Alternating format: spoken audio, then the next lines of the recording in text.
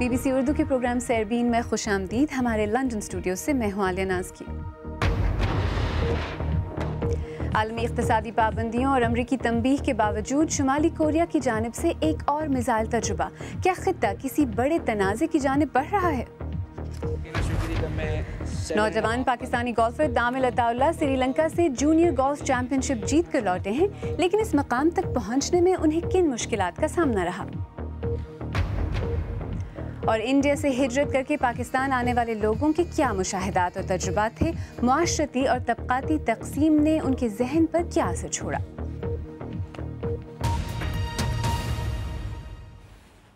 شمالی کوریا کی جانب سے اشتعال انگیز میزائل تجربے کے بعد اقوام متحدہ کی سلامتی کونسل آج ایمرجنسی اجلاس کر رہی ہے. شمالی کوریا کا یہ میزائل جاپان کی فضائی حدود سے گزرتا ہوا سمندر میں گر کر تباہ ہو گیا. یہ پہلی بار ہوا ہے کہ اس طرح کا بیلسٹک میزائل جاپان کے اوپر سے گزرا ہو. جاپان کے وزیر اعظم شنزو آبے نے شمالی کوریا کے میزائل تجربے کو ملک کی سلامتی کے لیے غیر معمولی خطرہ قرار دیا ہے. تفصیل کے ساتھ خالد کرامت. منگل کی صبح جاپان میں لوگ اس سائرن سے جاگے. اس کی وجہ شمالی کوریا کا میزائل تھا جو جاپان کے اوپر سے گزرا. میزائل پیونگ یانگ کے قریب سے داغا گیا اور مشرقی جاپان میں واقع جزیرے ہوکائیڈو کے اوپر سے گزرا. یہ میزائل جاپان سے تقریباً 1200 کلومیٹر دور بحر الکاہل میں گرا اور گرنے سے پہلے 3 ٹکڑوں میں ٹوٹ گیا. شمالی کوریا نے اس سال پہلے بھی کئی فوجی میزائلوں کے تجربے کیے ہیں، لیکن اس بار معاملہ سنگین ہے کیونکہ یہ میزائل جاپان کی حدود سے ہو کر گزرا ہے.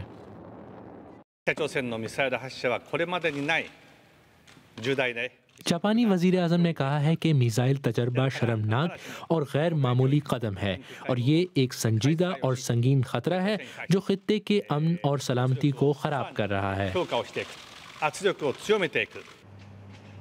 جاپانی فوج نے میزائل تجربے کے جواب میں ٹوکیو کے پاس امریکی بیس پر فوجی مشق کی. دوسری جانب جنوبی کوریا امریکی فوج کے ساتھ مل کر مشترکہ فوجی طاقت کا مظاہرہ ہر سال اگست میں کرتا ہے اور شمالی کوریا جواب میں اپنی طاقت کا مظاہرہ کرتا ہے. پچھلے سال اس نے جوہری ٹیسٹ کیا تھا. اس سال اس نے جو میزائل داغے وہ بھاری نقصان پہنچانے کی طاقت رکھتے ہیں. یہ شمالی کوریا کی طرف سے پیغام بھی ہے کہ تمام بین الاقوامی دباؤ کے باوجود پیونگ یانگ جھکنے کو تیار نہیں ہے. اور اسی بارے میں مزید بات کرنے کے لیے اس وقت اسٹوڈیو میں میرے ساتھ موجود ہیں BBC اردو کے ہمارے ساتھی ثقلین امام. ثقلین، یہ جو حالیہ بڑھتی ہوئی کشیدگی ہے اس کی اصل وجہ کیا ہے؟ ہو کیا رہا ہے خطے میں؟ دیکھیے، ایک اصل وجہ جو فوری طور پہ وہ یہ ہے کہ جو پہلے سے کشیدگی ایک چلی آ رہی ہے، جو اصل میں اگر دیکھا جائے تو کوریا اور مغربی دنیا جو امریکہ کی زیر قیادت جو ہے، یہ کشیدگی تو 1950 سے چلی آ رہی ہے. دونوں کے درمیان ایک عارضی جنگ بندی جو اتنی عرصے تک چلی آ رہی ہے. لیکن اس وقت جو اب خاص بات ہوئی ہے وہ امریکی صدر ڈونلڈ ٹرمپ کا ایک خاص قسم کا جو ایک انداز گفتگو ہے یا فورن پالیسی چلانے کا طریقہ ہے، ٹویٹ کر کے یا کوئی سی بھی سخت بیان دے کے، اور ان نازک موضوعات پہ جیسا کہ شمالی کوریا جیسا ملک ہے جہاں پہ ایک جنگ بھی ہو چکی ہوئی ہے اور شمالی کوریا پر امریکہ نے 1950 کی جنگ میں بایولوجیکل اور کیمیکل ویپنز بھی استعمال کرنے کے بھی الزامات لگے تھے. تو اس صورت میں شمالی کوریا زیادہ محتاط ہو کے چلنے کی کوشش کر رہا ہے کیونکہ وہ سمجھتے ہیں کہ اگر امریکہ کو اس سے جوابی کارروائی کے قریب قسم کا جواب نہ دیا تو وہ اس کے لیے کمزوری دیکھی جائے گی، تو لہٰذا وہ ہمیشہ جواب دینا چاہتا ہے. تو آپ کو لگتا ہے کہ جو بڑھتی ہوئی کشیدگی اس کی ایک وجہ جو امریکہ میں بدلتا ہوا سیاسی پس منظر ہے وہ ہے؟ دیکھیے، امریکہ کی اگر موجودہ صدر کا ایک انداز جو دیکھا جائے، جس طرح کہ وہ ایوان صدر کو چلا رہے ہیں، وائٹ ہاؤس کی فارن پالیسی چلا رہے ہیں، جس میں بعض اوقات اسٹیٹ ڈپارٹمنٹ بھی ان کے ساتھ چلتا ہوا نظر نہیں آتا، دوسرے محکمے بھی ساتھ نہیں چلتے نظر آتے، کانگریس کا ایک اپنا ایک زاویہ ہے فارن پالیسی پہ.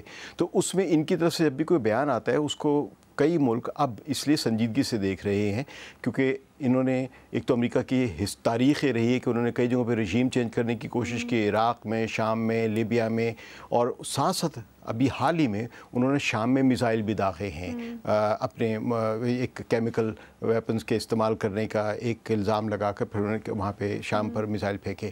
تو اس کے بعد سے دنیا دیکھ رہی ہے کہ جو امریکہ کا رویہ ہے خاص طور پہ ڈونلڈ ٹرمپ کی سربراہی میں، اس میں وہ ان کو आसान एक सदर नहीं ले लेना चाहिए। फिर उनका बयान ईरान के बारे में बड़ा सख्त है कि जो ईरान से न्यूक्लियर डील जो उनकी हुई अमेरिका की जो हुई भी पिछले बरस जो हुई थी, कि वो कह रहे हैं कि इसको भी हम अभी वो उनकी वो जो बात तौसीक करते हैं या नहीं करते हैं। अच्छा सखीन, आज का जो ये मीज़ाइल टेस्ट हुआ है ये कितना अहम है, इसकी क्या मुज़मरात हो सकते हैं? देखिए, इसमें सबसे अहम चीज़, जैसे कि आप सारी ख़बरें भी आ रही हैं, कि ये जापान के सरज़मीन के ऊपर से गुज़रा है। यानी इस मरतबा शुमाली कोरिया ने मिज़ाइल किसी भी एक ऐसे सिमत में दागने के कि जहाँ पे कोई सामने बाकायदा हदफ ना हो, उसने जापान के ऊपर से ये मिज़ाइल गुजारा है। यानी इसका मतलब सिर्फ जापान को पैगाम दिया है कि ये मिज़ाइल उसको हिट कर सकता है। और जापान एक ऐसा मुल्क है कि जो अब सबसे ज़्यादा इस पूरे ख़त्ते में एक तब्दीली ला सकता है, क्योंकि जापान अगर अब तक जिसने न्यूक्लियर हथियारों के ख़िलाफ़ रहने का फ़ैसला किया ही नहीं, उसने अभी तक कोई जौहरी हथियार नहीं बनाया, हालांकि उसका शिकार भी हुआ था, तो अगर आज जापान ये तय कर ले कि उसने जौहरी हथियार बनाने हैं, तो जापान की अपने पास इस वक्त 70,000 किलोग्राम प्लूटोनियम मौजूद है। और सखलैन, जहाँ तक चीन का सवाल है, वो रोक सकता है शुमाली कोरिया को? अगर चाहे तो रोक क्यों नहीं रहा? हमें मुख्तसरन बताइए। देखिए, चीन रोकना चाहे भी तो फ़िलहाल नहीं रोक सकता। चीन पर शुमाली कोरिया का इन्हिसार ज़रूर है, लेकिन चीन इतना भी दबाव नहीं डालेगा कि शुमाली कोरिया बिल्कुल ही टूट के एक मुल्क गिर जाए पक्के हुए फल की तरह अमेरिका की गोद में। तो ये एक ऐसा माहौल है कि जिस पे वो ये भी नहीं चाहेगा कि अमेरिका की बिल्कुल गोद में गिर जाए शिकस्त खा के, और वो ये भी नहीं कर सकता कि मुकम्मल तौर पर किम जोंग जो है उन पर दबाव डाले कि वो अपने सारा प्रोग्राम बंद कर दें। सखलैन इमाम, हमसे बात करने का बहुत बहुत शुक्रिया। और अब कुछ दीगर आलमी खबरों पर एक मुख्तसर नज़र। अफगानिस्तान के दारकूमत काबुल में हुक्काम के मुताबिक एक बम धमाके में कम से कम 4 अफराद हलाक और मुतादिद ज़ख्मी हो गए हैं। हुक्काम का कहना है कि शहर के मसरूफ़ इलाके में एक बैंक के बाहर होने वाला यह धमाका बज़ाहिर खुदकुश हमला था। जिस जगह पर धमाका हुआ उसके करीब ही गैर मुल्की सफारत खाने हैं। बांग्लादेश की एक अदालत ने राना प्लाजा के मालिक सुहेल राना को करप्शन का मुजरिम करार देते हुए 3 बरस कैद की सज़ा सुनाई है। 4 बरस कबल राना प्लाजा के मुनहदम होने से 1000 से ज़्यादा लोग हलाक हो गए थे। सुहेल राना को कत्ल और बिल्डिंग कवानीन की खिलाफ वर्जी के इल्ज़ामात का भी सामना है। अमरीकी रियासत टेक्सास में इंतजामिया के अंदाजे के मुताबिक समंदरी तूफान हार्वी से मुतासरा 4.5 लाख अफराद को मदद की ज़रूरत है, जबकि तकरीबन 30,000 अफराद को आर्जी पनागाहें दरकार होंगी। अमरीकी सदर डोनाल्ड ट्रंप का कहना है कि इस तूफान से बहाली के लिए काफ़ी वक्त दरकार होगा।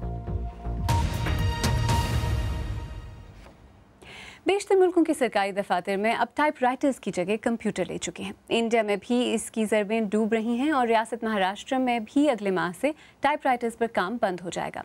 इसका मकसद कंप्यूटर के इस्तेमाल को फ़रोग़ देना है, मगर बुनियादी सवाल उन लोगों के रोज़गार का है जो कई साल से टाइप राइटर्स इस्तेमाल कर रहे हैं। तफसील के साथ समरा फातिमा।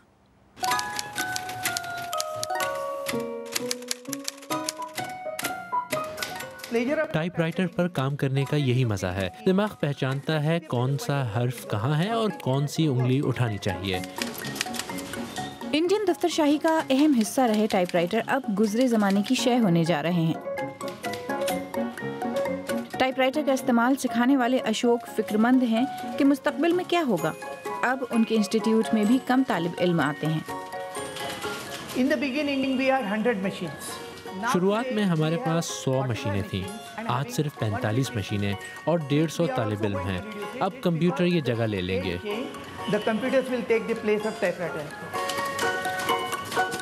इंडिया में अब भी हजारों की तादाद में टाइपिस्ट हैं, लेकिन अब उनके लिए ज़्यादा काम नहीं है।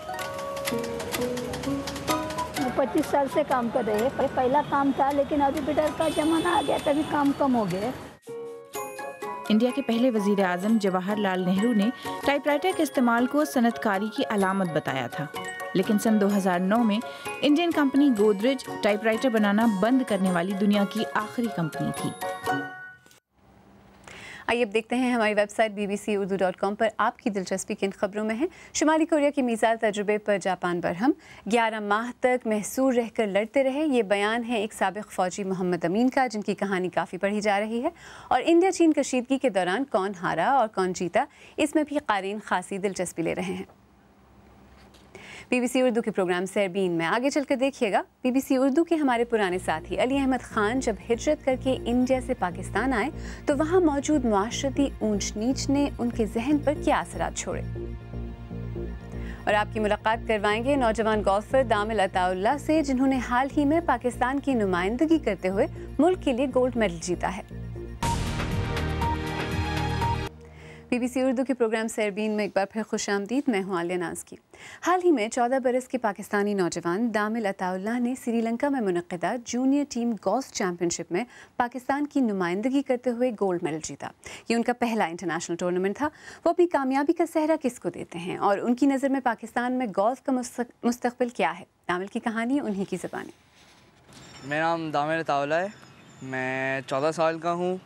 रिसेंटली मैं अभी श्रीलंका में खेल के आया हूँ, श्रीलंका जूनियर टीम चैम्पियनशिप जीत के आया हूँ और मैं पिछले 6 साल से गोल्फ़ खेल रहा हूँ। मैं गोल्फ़ खेलना शुरू करी जब मैं 7.5 का था, तब बाबा लेकर गए थे रेंज पे। इतना शौक़ नहीं था, बड़े ड्रैग करते थे मुझे कि आओ आओ, रोता था मैं कि कहाँ लेकर जा रहे हैं मुझे। बट फिर मैं अपना जब मेरा टूर्नामेंट जीता, फेम बना, लोग नाम जानना शुरू हो गए, दामिल दामिल दामिल करना शुरू हो गए, ट्रॉफीज़ आई, बड़ा अच्छा लगा। तो फिर I started playing golf. Sri Lanka में एक्सपीरियंस बहुत अच्छा था।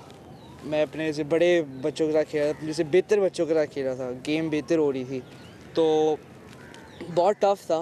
पहला इंटरनेशनल टूर्नामेंट और जीत के आ गया। That was a really good feeling, बहुत अच्छी फीलिंग थी। एक बार सब ने एक चीज़ कहा, तुमने पाकिस्तान का नाम रोशन किया। डैड ने जितनी मेहनत की, डैड ने कहते तुम्हें मैं ये लेकर दूंगा, आओ यहाँ जाओ, तुम्हें मैं ये लेकर दूंगा, यहाँ ले जाऊँगा, आ जाओ गोल्फ पे आ जाओ। और आज जहाँ भी हूँ मैं उनकी वजह से। बहुत साथ देते हैं, कोई फ़र्क नहीं पड़ता, गर्मी सर्दी, घंटे घंटे खड़े रहते थे वहाँ। मैं थक जाता था, बाबा नहीं थकते थे, पानी ला के दे रहे होते थे, गोल्फ बॉल्स भाग रहे होते थे। कुछ इनको पुट डाउन भी करते थे कि आपका बेटा छोटा है, आपका बेटा नहीं खेल सकता, बट बाबा ने हिम्मत नहीं आ रही। मेरा एक दिन पहले तो मैंने वो स्कूल, बाबा ने हम सब ने डिस्कस किया है कि अब हम इसको स्कूल छुड़वा रहे हैं, ओ लेवल्स प्राइवेट ही दिलवा रहे हैं। तो मेरे पिछले 2-3 महीने से रूटीन ये है कि आई wake up at 5 o'clock, 6 o'clock मैं रेंज पे, मैं कोर्स पे होता हूँ, 18 होल्स खेलता हूँ। दिन में 9-10 घंटे गुजारता हूँ ज़रूर। उसके बाद फिर आके घर वही 2 घंटे पढ़ाई की। उसके बाद फिर जो सोने से पहले 9 बजे से पहले जो टाइम है वो अम्मी अबू बहन वगैरह के साथ स्पेंड कर लिया। जब मैं गोल्फ खेल रहा होता हूँ, वो लोग पार्टीज़ कर रहे होते हैं, वो पिज़्ज़ा खा रहे होते हैं, मैं खा रहा होता हूँ, सब्ज़ियाँ खा रहा होता हूँ, सैलड्स खा रहा होता हूँ। पाकिस्तान में गोल्फ कोर्स की पहचान ऐसे मिल सकती है अगर जो PGF है वो जूनियर गोल्फ को इनकरेज करे, क्योंकि आजकल की जो ओल्डर जनरेशन है उन्हें बाहर जाके तो नहीं खेलना। दीज यंगस्टर्स, हम जैसे यंगस्टर्स ने आगे जाके गोल्फ को परस्वे करना है, आगे जाके पाकिस्तान का नाम बनाना है गोल्फ में, तो अगर वो इनकरेज करेंगे तो I am sure golf recognize होगा। गोल्फ तो मेरा पहला लव है, उसको तो मैं नहीं छोड़ूंगा, बट उसके साथ मुझे बैंकिंग में बड़ा इंटरेस्ट है। अगर आप आज का प्रोग्राम दोबारा देखना चाहें तो हमारे YouTube चैनल पर आइए, पता है youtube.com/BBC उर्दू। हमने तक़सीम हिंद के 70 साल मुकम्मल होने पर खुसूसी इंटरव्यूज़ और रिपोर्ट्स बनाई हैं जो हमारे YouTube पेज पर मौजूद हैं। हमारे चैनल को सब्सक्राइब करना न भूलें। तक़सीम के 70 साल के सिलसिले में आपने गुज़श्ता रोज़ हमारे BBC उर्दू के पुराने साथी अली अहमद ख़ान से सुना कि उनके ख़ानदान ने पाकिस्तान हिजरत का फ़ैसला क्यों किया था। हिजरत करके आने वाले मकामी लोगों को किस नज़र से देखते थे और वहाँ मौजूद माशरती ऊंच नीच और तबक़ाती तफरीक़ ने अली अहमद ख़ान के मासूम जहन पर क्या असरात छोड़े। उनकी कहानी उन्हीं से सुनते हैं। कराची आए तो आपको ताज्जुब होगा कि जिन औरतों ने जहाज़ में बुर्क़े पहने हुए थे, वो दूसरे दिन जब हमसे हमारे घर मिलने आई तो उनका बुर्क़ा उतरा हुआ था। और ये वो हमारी बस्ती ज़मानिया में या अपनी बस्ती में वो ये ऐसा नहीं कर सकती थी, उनके लिए बड़ा मुश्किल था। यानी लोग कहते कि जी फ़लाने की बहू है, फ़लाने की बेटी है। और यहाँ ये पुल नहीं था, एक कल्चरल जो टैबू बनता है वो यहाँ नहीं था। अच्छा, ऐसे ही मैं आपको बताऊं कि हमारे جیسے زمانے میں یا اس سے پہلے اور بھی جہاں ہم رہتے تھے شہروں میں بھی، وہاں اگر لوگ آتے تھے تو یہ نمائش کہ ہم دولت مند ہیں یا ہمارے پاس گاڑی ہے یا بنگلہ ہے، یہ بڑی معیوب بات سمجھی جاتی ہے۔ پاکستان میں آنے کے بعد جو فرق میں نے محسوس کیا وہ یہ کہ یہ عیب جو ہے یہ آہستہ آہستہ ختم ہو رہا تھا۔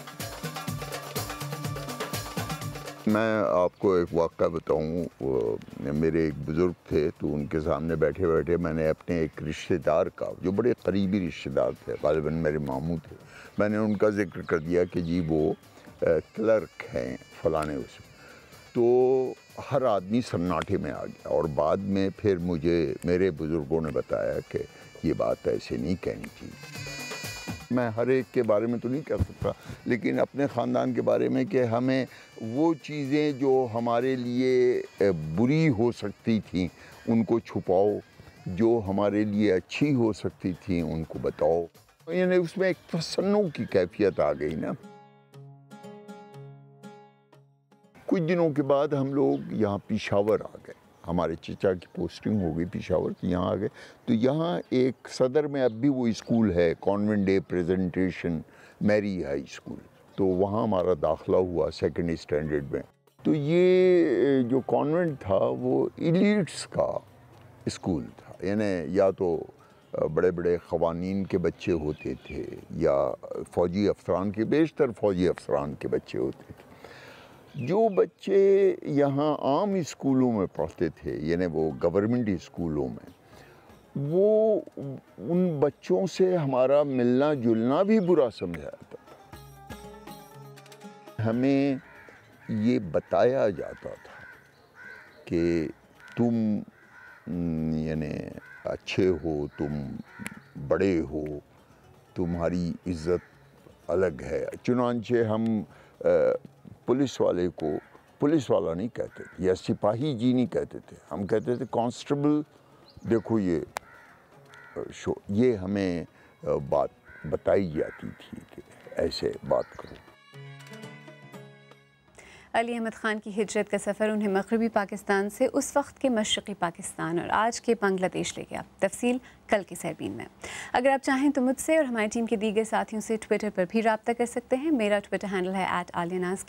اس کے ساتھ ہی سیربین اختتام کو پہنچا۔ پروگرام میں پیش ہونے والے موضوعات پر اگر آپ اپنے خیالات کا اظہار کرنا چاہیں تو فیس بک اور ٹویٹر پر ہمارے صفحے حاضر ہیں۔ کل پھر حاضر ہوں گے، تب تک تازہ ترین خبروں کے لیے ہماری ویب سائٹ bbcurdu.com دیکھتے رہیے۔ عالیہ ناز کی کو اب اجازت دیجیے۔